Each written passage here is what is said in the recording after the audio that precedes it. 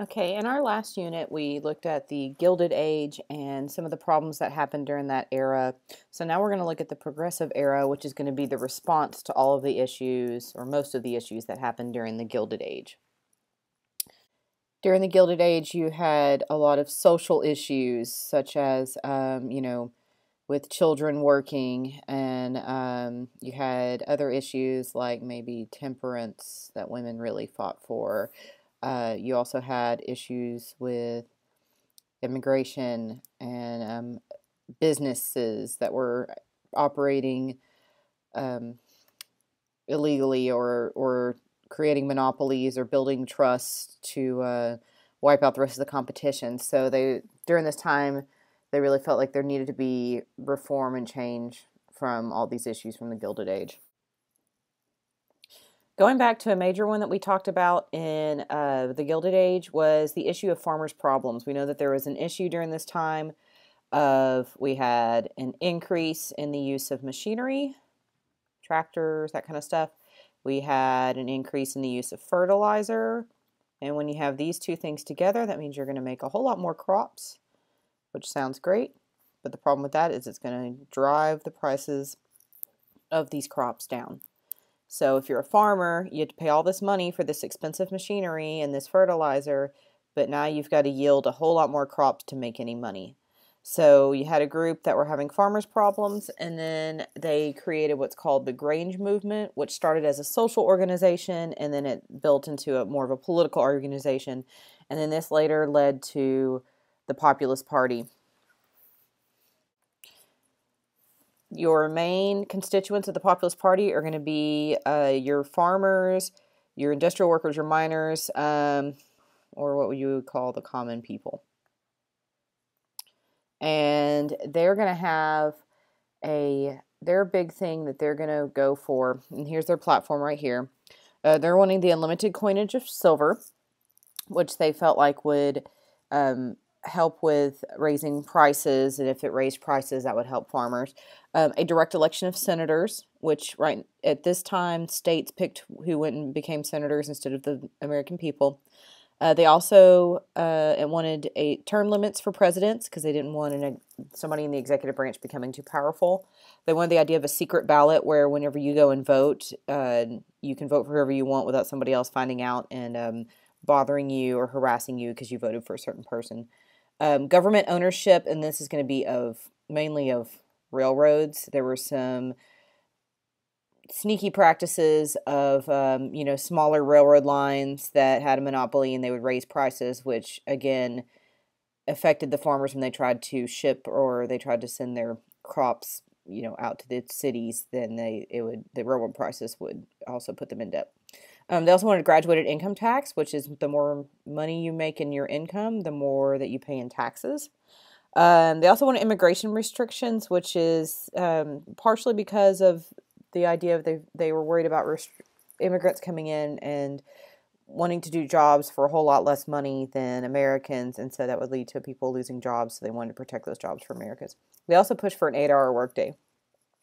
Now, you probably don't remember hearing in history about a president that was from the Populist Party, but one thing that they really did do, and the emphasis of being a third party, is they bring to light issues that maybe other major parties wouldn't bring up. And because of them, a lot of things were passed because of the Populist Party. We ended up getting an amendment, which we're going to talk about later, that has the direct election senators. Eventually, there is a limit on term limits for presidents. When you go vote today, you vote in a booth where nobody else sees who you vote for. We do have graduated income tax. There were some immigration restrictions, even if people didn't like it, and we also did go down to an 8-hour workday. So a lot of their platform really was adopted. So what can happen in an election when you have a third-party president?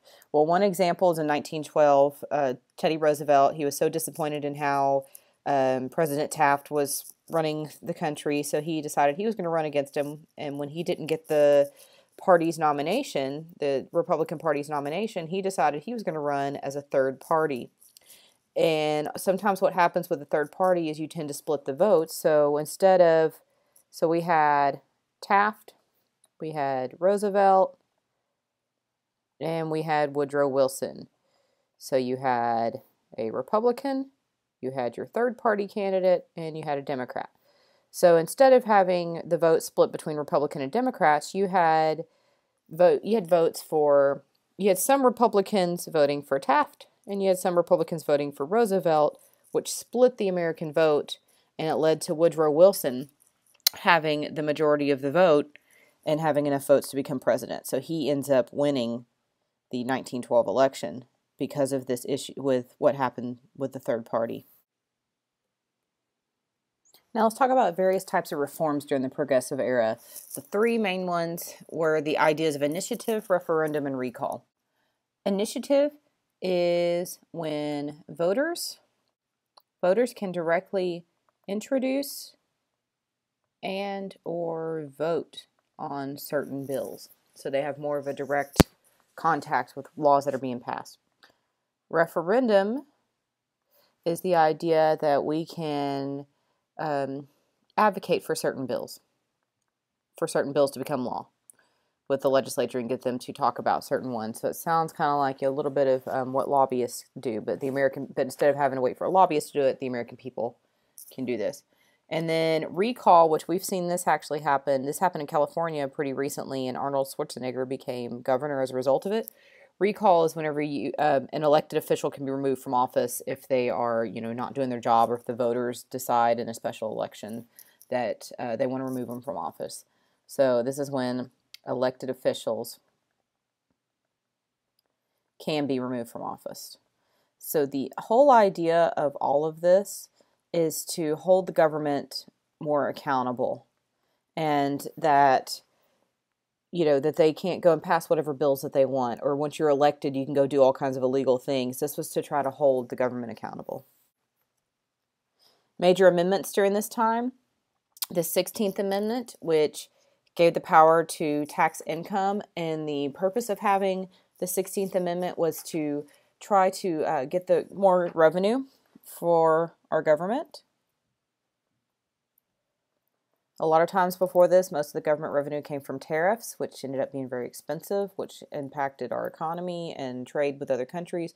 This is going to help sort of lessen that, but the big thing is more revenue for the country. 17th Amendment is going to be that direct election of senators that the populists wanted. This is really going to help with exercising one of our 7 principles, popular sovereignty. And this is whenever the people directly elect the senators instead of states. 18th Amendment, which we're going to later see get recalled, if you will, is prohibition, which is prohibiting the sale or manufacture of alcohol. And then the big one in this time period is suffrage, which, if you remember, that's the right to vote. Suffrage for women.